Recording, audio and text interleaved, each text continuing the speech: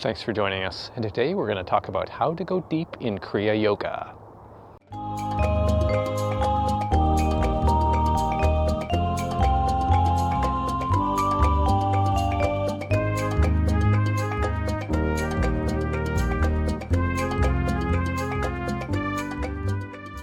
So going deep in meditation in Kriya Yoga is very much dependent on doing Kriya Yoga.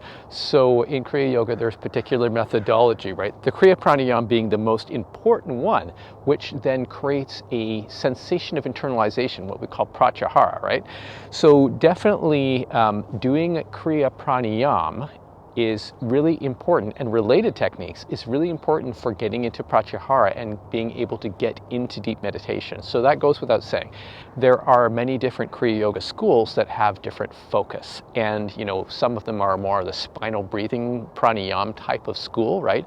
Others are more about holding the breath, kumbhaka, and so on. And then there are other techniques as well, but really to go deep in meditation, you need to establish that baseline, right? That fundamental heart rate variability is really what it is once we bring our breath below a certain threshold, right, which is 7 breaths per minute, we get into this heart rate variability, which means that our heart will go up, our heart rate will go up on the inhale and heart rate will go down on an exhale, right? And so in Kriya Yoga, you're slowing down the breath and elongating that out breath, which means that you are led into a slower heart rate and you start to get internalized, right?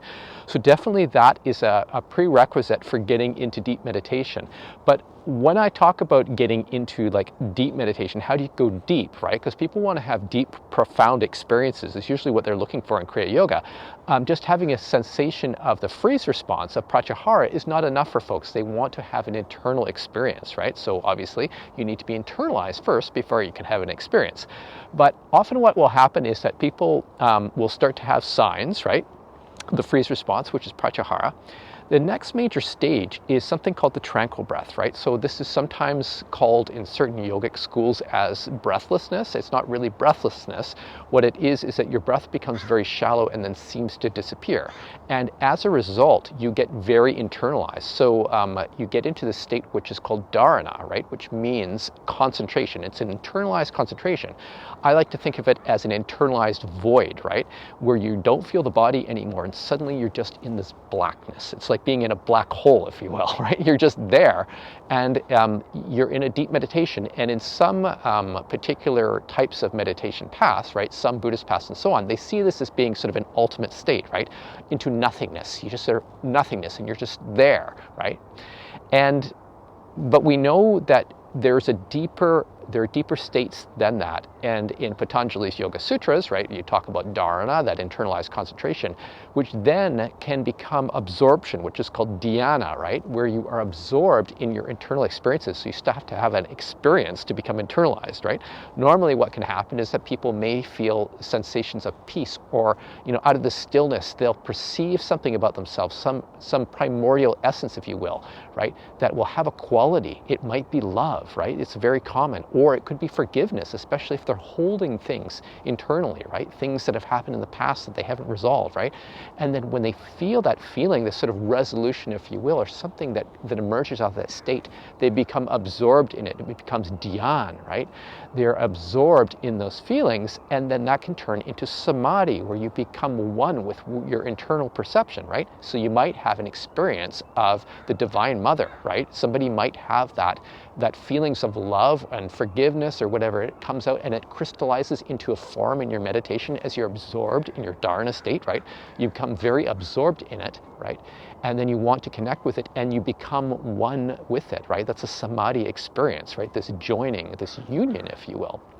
And certainly that can come.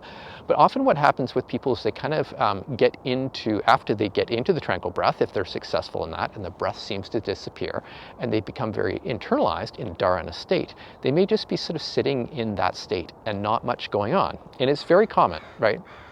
And so how do you go deep in Kriya Yoga meditation at that point? Well, one of the ways that you can go deep, because Kriya is, takes discipline to do. So you're doing your Kriya Pranayama, you're doing your Kumbhaka, everything, you're doing your Om Japa, etc., and then you're getting internalized. So it takes some discipline. And often what will happen with some students is that they may be focused more on the quantity than the quality, right?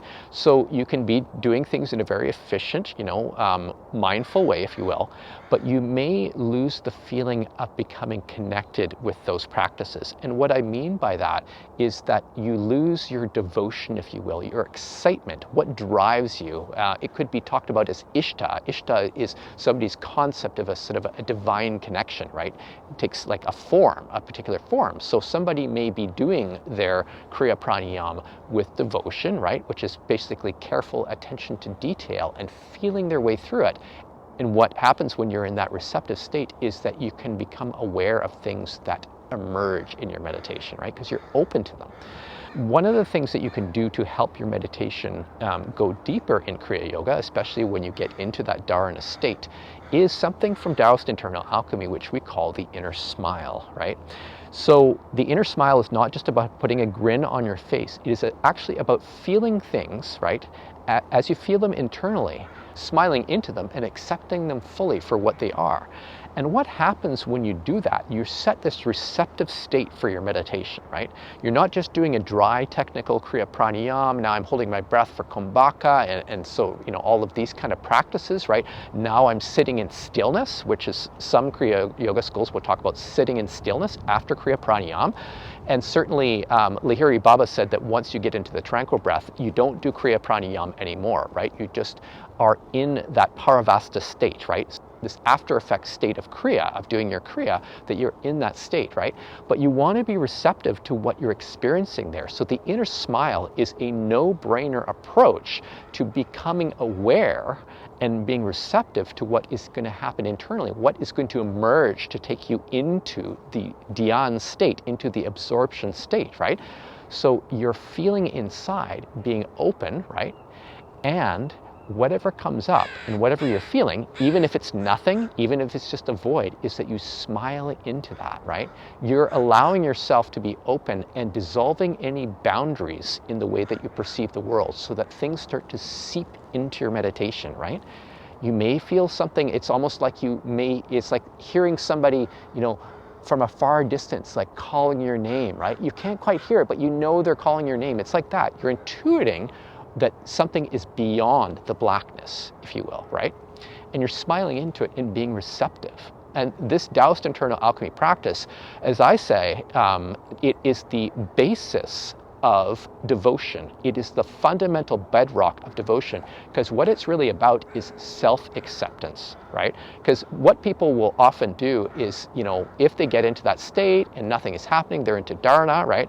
And nothing is happening, they're just in the void, they might then start, I'm going to practice devotion, right?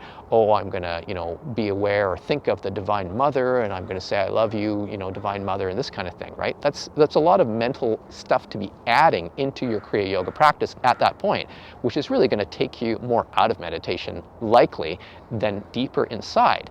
But when you smile, you're not using words, you're just being receptive to what is there, right? So it starts to emerge. Things will be there. Even if you're smiling into the darkness, you're still signaling your receptivity to whatever starts to emerge, right?